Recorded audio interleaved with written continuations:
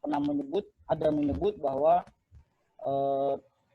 wasyawirhum fil amri fa iza azamta fatawakkal 'alallah.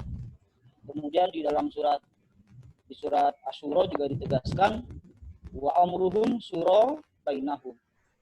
Jadi kalau kita lihat dari dua ayat itu jelas sekali bahwa pertama ada konteks musyawarah dan yang kedua ada konteks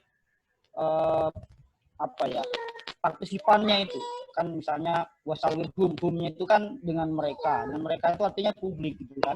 Nah kalau Mbak Mita tadi menyebut lembaga polling misalnya, Kompas itu pada akhir April sudah membuat survei secara masif bahwa 36% pemilih atau rakyat itu sepakat bahwa pilkada sebaiknya diundur pada September 2021. 32% itu Maret 2021. Sementara hanya 16% atau 15% itu yang setuju pada Desember 2020. Itu kalau mau mengambil contoh bagaimana lembaga polling Kompas. Tapi kan Perpu sudah terbit Desember 2020, meskipun masih ada tersurat jika pandemik akan berakhir pada Mei 2020 atau memang sudah akan selesai sebelum tahapan dimulai untuk konteks pemilihan 2020. Kemudian yang mau saya sampaikan, ada salah seorang yang mengutip bagus banget dalam konteks demokrasi.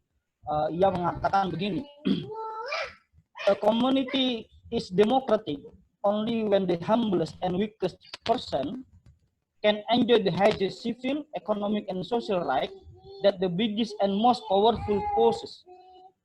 Kira-kira begini, sebuah komunitas itu disebut sangat demokratik ketika ada orang yang paling rendah dan paling lemah dapat dengan suka hati melakukan akses yang tertinggi terhadap hak-hak sipil, hak ekonomi, hak sosial yang umumnya itu bisa diakses oleh orang yang disebut sebagai sangat powerful.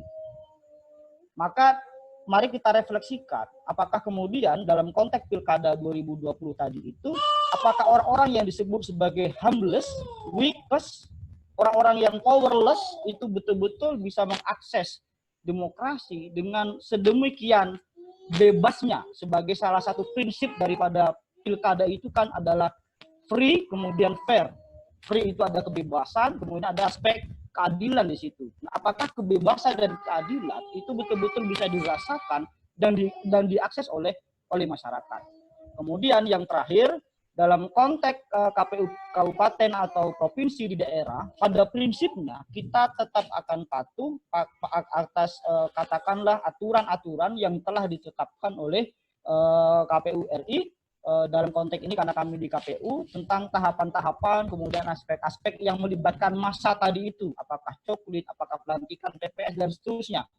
Nah, termasuk juga bagaimana nanti skenario anggaran, Kak. Karena di anggaran itu di Riau saja itu membutuhkan lebih kurang 254 miliar. Pemilihnya lebih kurang hampir 1 jutaan lah, lebih kurang pemilih yang akan memilih, bahkan lebih saya kira. 2 jutaan yang akan memilih karena 9 kabupaten. Kalau di nasional itu ada lebih kurang sekitar 107 pemilih. Potensi pemilihnya itu ada 100 juta pemilih gitu kira-kira.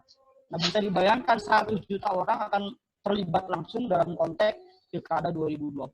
Kita sekarang aja masih ribut soal apakah PSBB, apakah mudik, apakah tidak, dan lain sebagainya kan. Nah, ini mudah-mudahan bisa menjadi pertimbangan kita semuanya. Dan sebagaimana ayat tadi dikatakan, Fa'iza azamta fatawakal Allah. Pada akhirnya kita harus percaya dengan takdir gitu kira-kira kan. Kalau sudah ditetapkan ya mau tidak mau kita harus bertawakal kepada Allah Subhanahu wa taala sambil melakukan adaptasi dan seterusnya. Saya kira itu mudah-mudahan keputusan yang diambil memperhatikan apa yang sudah kita jadi timbang-timbang dalam diskusi ini. Dan saya kembalikan kepada moderator. Terima kasih sudah ikut dalam diskusi yang sangat progresif ini. Di antara kriteria demokratis di dalam diskusi ini adalah banyaknya keterlibatan perempuan. Ada narasumber perempuan, bahkan moderator perempuan. Ini luar biasa sekali. Agak-agak jarang di tempat yang berbeda saya lihat. Saya kembalikan kepada moderator. Terima kasih.